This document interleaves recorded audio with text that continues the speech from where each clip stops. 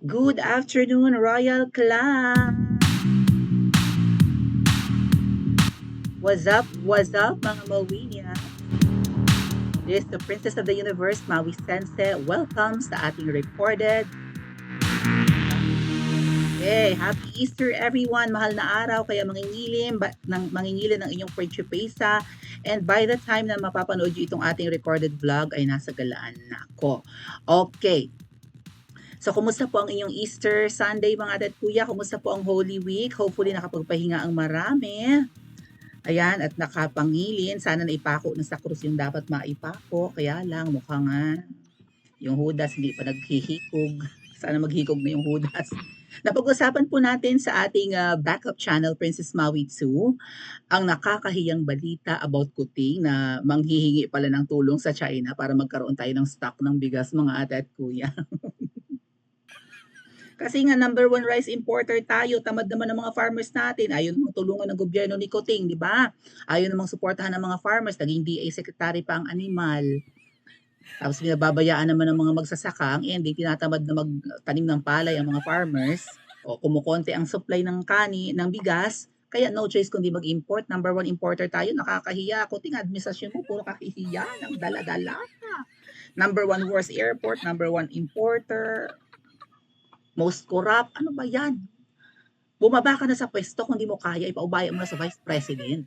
Nagkakandaleche-leche ang Pilipinas. Ngayon, malapit ng hindi mo kayang kontrolin ng pagmahal ng presyo ng bigas, i-import ka, magbibili ka ng mura para may bumaha yung supply sa palengke. Oh. Anyway, malapit na niyang ibagsak ang Pilipinas. Malapit nang bumagsak ang Pilipinas. Well, dahil nga gustong makipaggirian ni Kuting sa China, gusto makipagyera, talagang lulubog ang Pilipinas talaga sa kahihiyan, hindi lang kahihiyan. Hindi lang babagsak ang pamumuhay natin at ang buong bansa, baka magkandamatay pa tayo, gusto nga makipaggera. Pero alam niyo mga ate at kuya, naalala ko binanggit ni Attorney Nick, and hopefully ganun na lang yung mangyari, na sana yun yung worst na lang. But the worst case scenario, talagang mabobomba tayo dito, magliliparan, maghukay ng araw tayo, sabi nga ng Miss Pebbles, maghukay na tayo, gumawa na tayo ng mga bunker, gumawa tayo ng mga underground na taguan natin, di ba? Sana nga maging safe tayo sa mga kung sakali magka-gear. Maghukay na raw tayo sa lupa at mag-imbak na doon ng tubig, pagkain, dilat at kung ano-ano pa, dahil kapag nasugpo tayo sa giyera, at least may mapagtataguan tayo kung hindi natin kayang mag-abroad. Pero alam nyo, nabanggit ni Attorney Nick mga at kuya nung nag-uusap kami, ang magiging giyera daw po, kung sakasakali man, and ikaw Kuting ang dapat sisihin ditong animal ka, ay parang economic war ang mangyayari. May panonoodin tayong video maya-maya. And may analysis din sila na siguro similar dito. Pero yung summary nito mga ate at kuya, pag nainis ang China sa atin, ikakat yung ties natin sa kanila when it comes to trade, sa palitan ng produkto. Alalahanin nyo karamihan. Diyos ko po, ang mga nabibili natin sa Lazada, sa Shopee, sa TikTok Shop, at sa kung saan-saan pang online shop, Shein, dyan yan sa China. Nakita ko nga yung building doon sa, I think nasa Wanchai po, yan sa Hong Kong. Hello sa mga nasa Hong Kong. Ultimo mga hanger, mga ipit sa damit, kung ano-ano, Diyos ko po, plato, lahat na kutsara at kung ano-ano pang mga gamit sa bahay doon. Doon galing, made in China. Oh, ang mumura. Tayo mga Pilipino, yun lang naman ang kaya ng purchasing power natin, mga murang gamit. Ba't ka bibili ng mahal, di ba? Kung meron namang mura and matibay din, di kalidad rin naman. O, kapag tumingin ako sa kung saan-saan dito, puro made in China, ano magagawa natin? Lapit lang ng China di ba? And masipag silang magnegosyo. Bibihira lang ang made in the Philippines dito. Kung talagang made in the US or made in Germany man ang gamit, yung talagang like mga cellphone, sabi, cellphone na nga rin, made in China. Spare parts ng Apple, I think nasa China, di ba? Even yung Samsung na Korean brand, may pagawaan sa China. So, ang mangyayari pong giyera, kung sakasakaling mapikon na ang China sa pinagagawa ni Kuting, ay economic war, puputulin ang ties natin. Kuting, yung mga laman ng SM, ng mga malls, ng mga tindahan dito sa Pilipinas, made in China rin. At least yung mga spare parts gawang China or ano man. Mangilan-gilan lang dito sa Pilipinas, baka nga ang parent company Chinese pa rin. Nagrereklamo na ngayong may-ari ng SM kasi syempre ang laman ng mga paninda ng mall na yan ay kapag ka nagkaroon na inainis sa China sa atin at pinutol yung trade natin with them, malulugi ang mga negosyo ng Pilipinas. Right? Maraming maluluging negosyo sa Pilipinas, mga ate at kuya. Tapos ngayon, yun nga si Kuting, mag-i-import pala ng magmamakaawang bumili ng bigas sa China at kukulangin tayo ng bigas. Pag nainis ang China sa atin, balik tayo sa hala, sige, makipaggiyera ka pa Kuting, ha? Hindi na nga tayo makapagtanim ng palay, ang dami namang dapat pagtaniman, eh, kaso mo, ungas ka sa DA. Oh, tinatamad tuloy yung mga Pilipino magtanim, tapos luging-lugi, binabarat ng mga negosyante ng bigas. Doon bibili ng imported, bibili ng smuggled. Siyempre yung smuggled, mura din yun. Imported pa, hindi nagbabayad ng buwis, kaya mura. Oh, doon na lang bibili yung mga sindikatong negosyante ng bigas na yan kaysa sa mga farmers. Ang mga farmers, wala silang choice kung sakali magtaniman sila ng bigas at yun lang ang source ng pagkakakitaan at may mga palayan nga. Ibibenta ng mura ang kanilang mga palay, palugi na nga. Lalo pag kesa mabasaan ng bagyo or masira sa imbakan, taguan, di ba? So, kapag pinutol ng China, ginawa nila ng China sa Taiwan. May ini-import na prutas ang Taiwan papuntang China or may binibili ang China, ang motherland, sa Taiwan na prutas. I think peras yan or some, whatever fruit that was. Laman ng balita yan mga tetkuya. Hindi na binili ng China. Kinat. Kasi naiinis sila sa Taiwan eh. Ayaw pang, di ba, ayaw pa sa ilalim ng Taiwan ulit sa China. Pinutol. Anong nangyari? Nalugi yung mga negosyante ng prutas na yun. Nagkanda bulok-bulok ang prutas nila. Ganyan ang mangyayari sa atin. Kung ano man ang ine-export natin sa China at kung ano man ang binibili natin from them, pag pinutol yan, gegewang ang ekonomiya natin Kuting. Hindi kailangan tayong baril-barilin ng China, hagisan ng nuclear bomb or whatever. Putulin lang ang trade sa atin. Giba ang economy natin. Bagsak, lugi, magmamahal ang lahat. Diba? Hindi na magiging affordable kasi ang Chinese products affordable. Okay, may mabibilan tayong kapitbahay pero ganun ba yun kabilis? Like, bibili sa Thailand, bibili sa Vietnam. Pero ganun ba kabilis na kayang isupply ng ibang bansa yan yung mga needs natin? At paano yung mga binibenta natin? Di ba marami tayong mga mini minerals dito, mga precious metals or whatever. O, mga semiconductors at kung ano-ano pa na binibenta, inaangkat ng China mula sa atin. Paano pa tayo magbebenta kung inaaway natin? Kuting, mag-isip kang animal ka. Tuta ka nga talaga ng kano, wala lang tumatawag sa inyo, takot ang media sa'yo. Even ang mga pinklawan hindi naglalakas loob na tawagin kang tuta ng kano, pero tuta ka naman talaga. Hindi ka lang tuta. Sabi nga po ni Malutikia, hindi lang siya tuta ng kano, kundi utosan. Tuwing mag-iikot kasi si Kuting, maglalamierda abroad, ang bukang bibig, di ba, puli ang China, inaaway tayo ng China, inaapi tayo ng China. Demonyo ang China. Inaangkin na ng China. Ganun ang talak ni Kuting. Kaya mahilig magbiyahe. May biyahe na, may trilateral kineme na naman si Kuting eh. Mabiyahe na naman abroad, I think sa US. May kipag-usap sa US at saka sa Japan. At ganun yung mga bukang bibig ni Kuting. Oh, nagpapakampi. Right? So pakinggan natin si Miss Malutikia sa kanyang babanggitin about dito sa pwedeng ikabagsak ng Pilipinas, hindi lang giyera, kundi yung economy natin. Magugutom ang mga Pilipino, mamumulubi tayong lalo dahil yung mga needs natin from China at ang needs ng China from the Philippines ay pwedeng maputol. Yung supply chain baga. Let's listen to Miss Malu at kayo na po ang magsabi kung ano ang kahihinat na ng bansa natin sa kagagawan ng animal na pusa.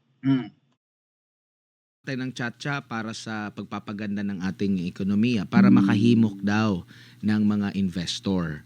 Paano ka makakahimok ng mga investor kung ganito po ang pahayagan ng isang presidente? Kung ako ay isang negosyante, magdadalawang isip ako. May batuhan na ng ganito na mangyayari. So hindi ako sure kung baka hindi pa nga natapos yung aking negosyo na maitayo, magkakaroon na ng problema, nagkaroon ng tsa-tsa, tapos may mga ganitong mga pahayag po, ma'am. Tama ka dyan, Admara, yung instability ng institution. Why, Maya? One, it's the #1 digital. Wait lang po at may ads. Sa Pilipinas. Kunyari ngayon, di ba, nakailan na siyang pag-ikot. Parang 20 countries na yata, 20 trips na yata yun. So pag sinasabi mo na to enhance the investment climate, ano itong iniikot mo? Yung bang amendments na yun ang request ng mga investors o ease of doing business? Kasi alam mo, yung tatlong provision na kanilang babaguhin at could result to a better investment climate is basic education, advertising. Advertising, ang dami-dami higanting advertising firms ang nandito sa Pilipinas. Ang regional offices nila nandito o yung iba nasa Singapore. So, hindi ko alam ano yung additional money papasok dahil freeing up mo ang advertising or ang basic education. How can you even attract, ibig mong sabihin, ang eskwelahan na foreign papasok sa Pilipinas to do basic education?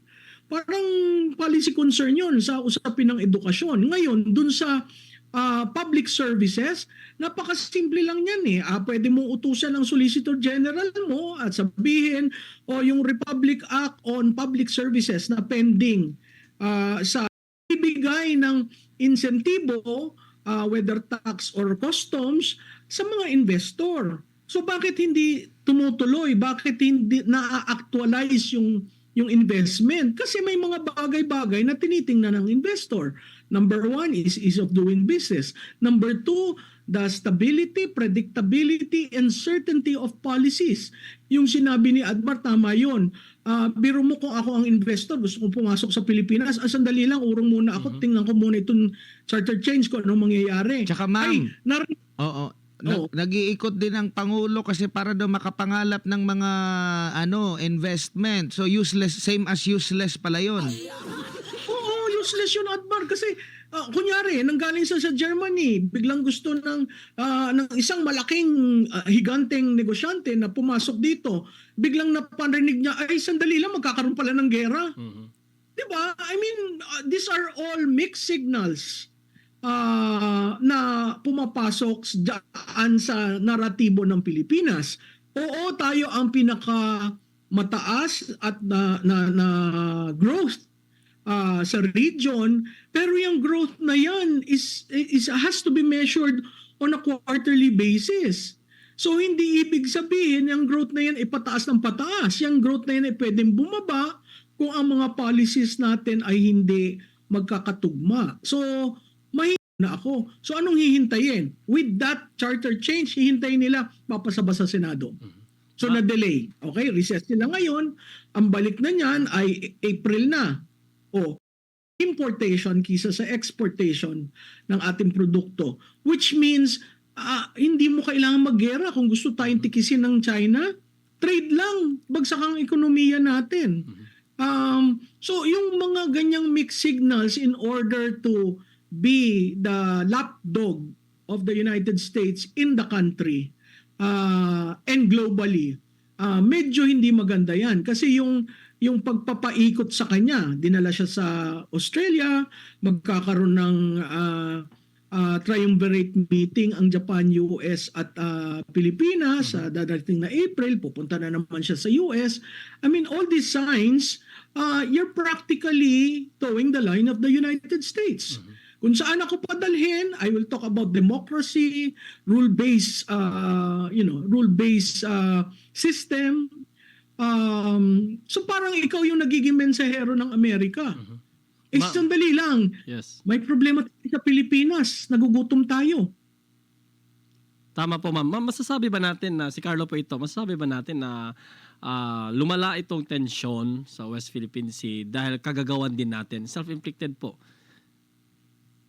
Well, alam mo, Carlo, dalawang bagay, no? Una, madali naman tumawag na may rotational, di ba? O magdadala kami ng supply. Tawag mo lang. Pwede ba? Free passage.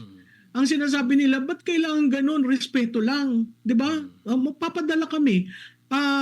Yung pagpapadala, nakita naman natin ng optics. Malaking vapor ang China, maliit na vapor tayo. So, kung magkakasadsaran, sino maaalsan ng pintura? Yung malaki o yung maliit? Makikita natin in several videos na kinuna ng mga independent media sources, international sources, makikita mo kung sino yung lumalapit at sino yung bumubunggo. Pangatlo, yung Sierra Madre, supposedly rotational ng supply ng pagkain, siguro kaya nagkakabungguan kasi walang nagsasabi na yung Sierra Madre nakapako na yun sa seabed natin. na meron na dong command center manned by the Americans. So, hindi nga tayo nagtatayo ng reclamation na ginagawa ng China at merong mga airstrip at lahat. Meron naman tayong Sierra Madre na kunyari ay sira-sirang vapor, pero technically sa loob, makikita mo it's a the complement of what needs to be a listening and Pang-monitor. seeing post. Mm. Oo, ay naandun. So, kaya mahirap kasi both sides hindi naman nagsasabi ng totoo. Again, alam ko magiging negative na naman yung sasabihin. Pero kung gusto natin ng kapayapaan, ba't ba hindi mag-agree? Ito yung mga tools. Mag-agree tayo. O China, ito yung mga tools. O yung dun sa pangingisda, di ba nagawa yun ni President Duterte? Sinabi lang niya, pangisdain mo ang aking mangingisda. Mm. Inalaw naman ng China. So, nothing can be, there is no worst situation if both parties will talk. Yes. Yan. Di ba nabanggit ko yan? Isa yan sa solusyon. Kung merong problema, may sigalot, mag-usap. Aba, ang gusto ni Kuting ay makipagyera. Ay, bobo. Isa lang ang solusyon mo sa problema dyan sa paghahatid ng supply sa BRP Sierra Madre bulok na barko, pero ang loob pala niyan ay mga state-of-the-art equipments ng US. Right? For surveillance at kung ano-ano pang ginagawa siguro sa BRP Sierra Madre, yung post natin doon, na dinadala nila ng kung ano-anong supplies. Tapos sinapakitang ginigirian sila ng China. Mag-usap, pag-usap. Aba, ang gusto ni Kuting ay makipagyera. Ang animal, akala pinapakalaking bansa natin, napakalakas. Porket kakampi natin ang US. Ngayon, ayan nga po ang problema. Kapag napikon ang China sa atin, ang trade po natin pwedeng maputol with them. Ay alam nyo naman, matagal nating trade partner ang China. Hindi pa nga tumutungtong dito ang US. Hindi pa nga nakakarating dito ang mga Kastila. Kabarter na natin ang China sa mga products ng mga ninuno natin. Kaibigan na ng mga ninuno natin ang mga incheck noon pa man. Kapalitan natin ng mga China vase, ng mga silk, at kung ano pagkain, prutas, at kung ano pa mga pinagpapalit natin nung wala pa tayong pera. Diba? Exchange of goods lang. Kabarter nga, palitan ng produkto. Incheck, wala pa noon ang mga Kastila, Hapon, Kano. Wala tayong history ng pakikipag-away sa kanila. Hindi pa tayo nagkakaintindihan ng salita. Ang hirap-hirap ng salita ng mga incheck. Pero nagkakaunawaan kung paano magpalitan ng produkto. Dahil hindi naman sila magulong kapitbahay. Tapos gusto ni Kuting makipag-away. Pakita ko sa inyo mga ate at kuya kung gaano kalaki. Actually, 2022 pa to ha. Pero tingnan nyo yan Ang pinapadala ng China or binibenta sa atin, 53.6 billion in dollars. Magkano yan in peso? Compute lang tayo ng mabilisan.